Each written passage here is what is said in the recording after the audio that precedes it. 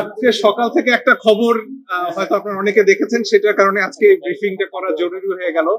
কারণ আপনারা অনেকেই দেখেছেন যে কিছু কিছু গণমাধ্যম প্রচার করেছে যে জাহাঙ্গীরনগর বিশ্ববিদ্যালয়ের ছাত্র সংসদের যে নির্বাচন সেটা স্থগিত করার জন্য একটা রিট করার খবর বেরিয়েছিল, সেটা আসলে সত্য নয়।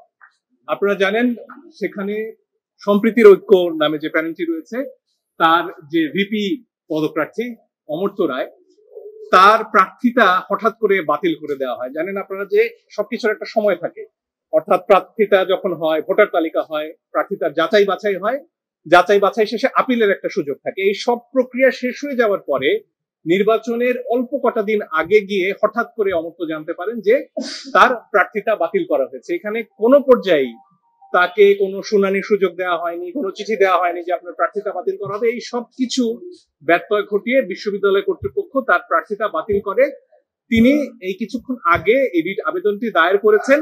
সেখানে কোনোভাবেই, আবারও বলছি, কোনোভাবেই নির্বাচন স্থগিতর ব্যাপারে কোনো প্রার্থনা আমাদের নেই। আমাদের একটাই চাওয়া, যাতে অমর্ত্য রায় এই নির্বাচনে ভিপি প্রার্থী হিসেবে প্রতিযোগিতা করতে পারেন। তার প্রার্থিতা ফিরে পাওয়ার জন্যই আবেদন করেছে এবং তাকে যে আদেশের বলে এখানে প্রার্থিতাটা স্থগিত করা হয়েছে, বাতিল করা হয়েছে, সেই আদেশটি আমরা স্থগিত হতে চাইছি। এর বাইরে আমাদের কোনো প্রার্থনা নেই।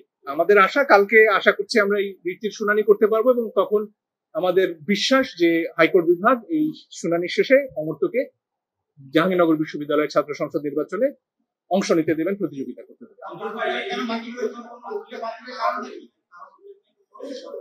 এখানে অদ্ভুতভাবে তাকে অনিয়মিত শিক্ষার্থী বলা হচ্ছে, যেখানে আপনারা জানেন যে অমর্ত্য বিগত ফ্যাসিস্ট সরকারের আমলে খুবই প্রতিবাদী একটি গ্রাফিতি আঁকেন এবং তখন তার উপরে চড়াও হয় তৎকালীন বিশ্ববিদ্যালয়ের প্রশাসন।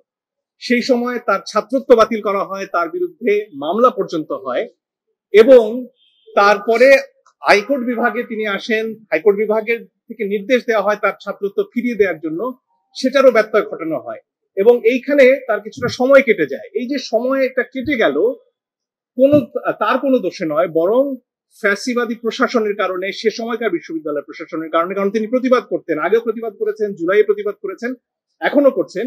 সেই কারণে এই যে একটা মাঝখানে একটা সময় কেটে গেল, সেটাকে কারণ দেখিয়ে আজকে বিশ্ববিদ্যালয় প্রশাসন বলছে তিনি অনিয়মিত ছাত্র। এবং আমি অবাক হয়ে দেখলাম কিছুক্ষণ আগে বিশ্ববিদ্যালয় প্রশাসন থেকে একটি সংবাদ বিজ্ঞপ্তি দেওয়া হয়েছে, সেখানে আমার মক্কেলের অত্যন্ত ব্যক্তিগত তথ্য, তিনি কোন পরীক্ষায় কি ফল করেছেন, এগুলো ফলাও করে তুলে ধরা হয়েছে। এগুলো স্পষ্ট তাই তার ব্যক্তিগত গোপনীয়তার লঙ্ঘন। এবং বিশ্ববিদ্যালয় প্রশাসন কিভাবে একজন প্রার্থীর বিরুদ্ধে এই ধরনের প্রচারণায় নামতে পারে, এটা আমার বোধগম্য নয়। এবং এই অদ্ভুত কারণটি দেখিয়ে কোনো ব্যাখ্যার সুযোগ না দিয়ে এখানে অমর্ত্যকে তার প্রার্থিতা বাতিল করা হয়েছে এবং সেটার জন্যই আমাদেরকে আদালতে আসতে হয়েছে।